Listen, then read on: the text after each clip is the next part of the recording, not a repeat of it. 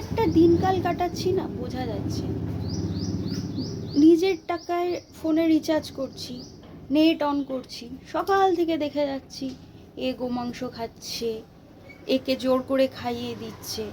আবার দেখছি কেউ কোনো একটা জায়গায় গিয়ে গোমাংসর টেস্ট করছে, ফুড রিভিউ দিচ্ছে।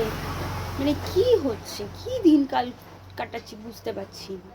মানে কোনো একটা জায়গায় যাচ্ছি, সেখানকার অ্যাটমসফিয়ার না জেনে শুনে আমি সেখানে যাচ্ছি, খাচ্ছি, আবার কি অবস্থায় খাচ্ছি সে নিজেও জানে, আবার ভিডিও করতেও ভুলছি না।